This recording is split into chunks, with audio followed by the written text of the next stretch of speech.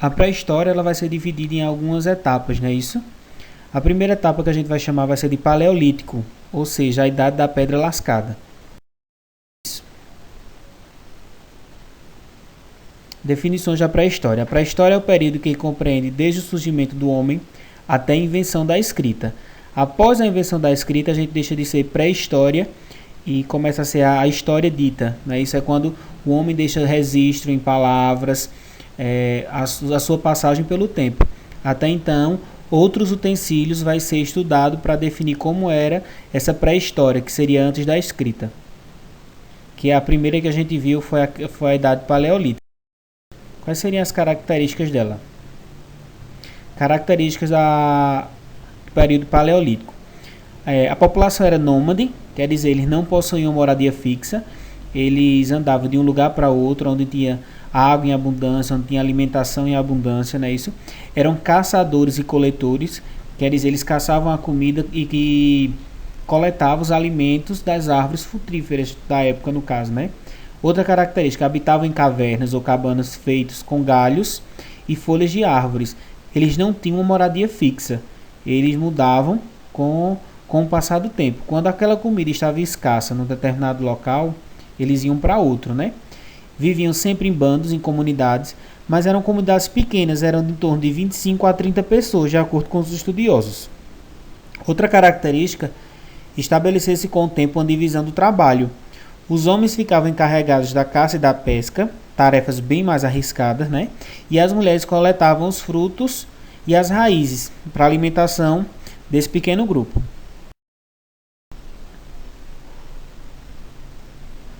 A gente está vendo aí essa imagem, é bem interessante, como se fosse uma família reunida, né, numa cabana.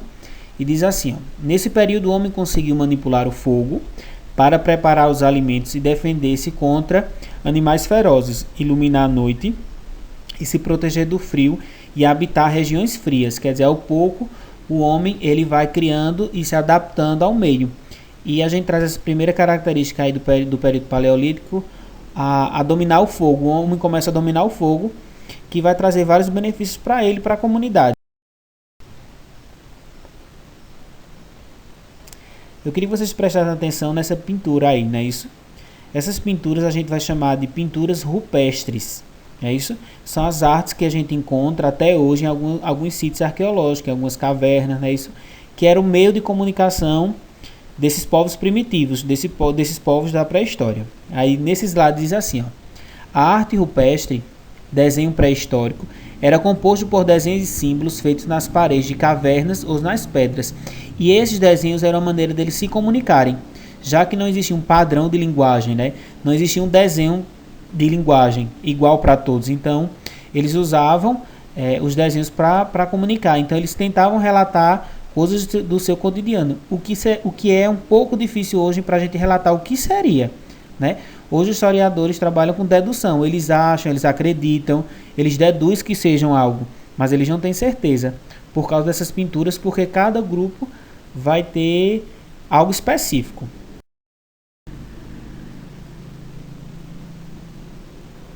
Queria chamar a atenção para vocês dessem uma olhadinha nesse mapa. Se vocês observarem bem, é o mapa mundi, não é isso? Só que ele está bem clarinho aí. A gente deu destaque a esse continente aí em azul. Vocês sabem qual é? É o continente africano, não é isso? E a gente vai trazer, e a história traz a África como o berço da humanidade, né? Durante o período paleolítico, os hominídeos saíram do continente africano, se espalharam pelo mundo e atingiram todos os continentes. Então, o continente africano vai ser o berço da humanidade. É de lá que vai sair a origem do homem, que vai popular todo o território mundial. Diferente, a gente vai ter esse mapa. Se vocês observarem bem, ao lado esquerdo a gente tem a África, Europa e Ásia, não é isso? Aí vocês estão vendo lá atrás a América do Sul, lá do canto esquerdo, lá no final, a gente vê que tem algumas setas, né? Isso de onde o homem saiu da África e foi andando por outros continentes, né? Aí diz assim, ó, durante o período paleolítico, os hominídeos se espalharam pelo mundo e atingiram todos os continentes. E a origem foi na África, né?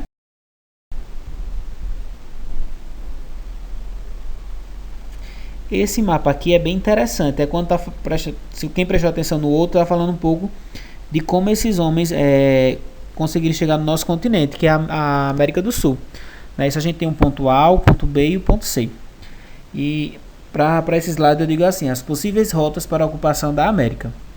A letra A, vocês identificaram aí logo no começo, no início na parte superior da imagem, no mapa, afirma que os grupos teriam caminhado da Ásia para a África, atrás de manadas de animais ou em busca de alimentos, passando pelo Estreito de Bering. Essa é a teoria mais aceita pelos pesquisadores. A letra A, né? Como a gente falou logo no começo da aula, eles eram nômades, então eles não fixavam moradia em um lugar. Eles andavam à procura de alimento, principalmente. Os pesquisadores que defendem as letras B e C, nessas duas setas mais embaixo, em contrapartida, acreditam que os seres humanos chegaram à América por meio de embarcações vindas da Oceania, passando por diferentes ilhas da Polinésia. É interessante a gente olhar esse mapa e confrontar um pouco o mapa que a gente conhece, é um pouco bem diferenciado, não é isso?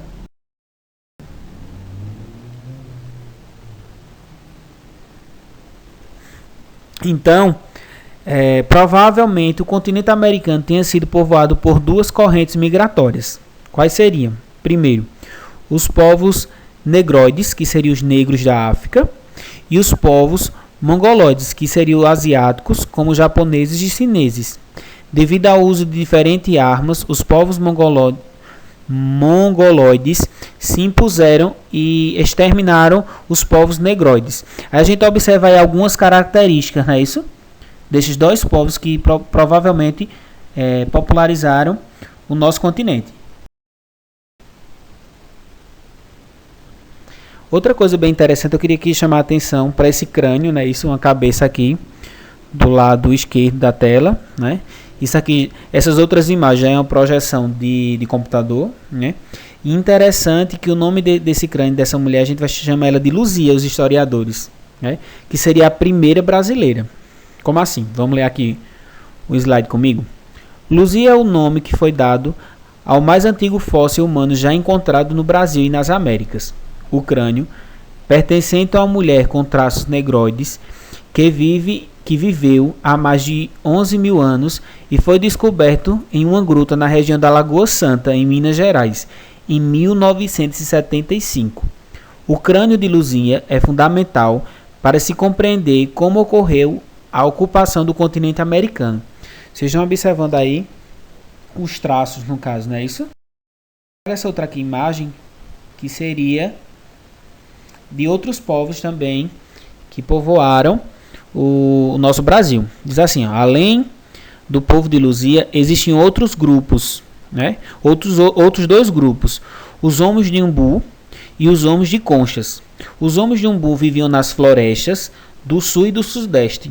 Os Conchas, ou sambaquis, viviam no litoral brasileiro. Como os historiadores vão descobrir isso?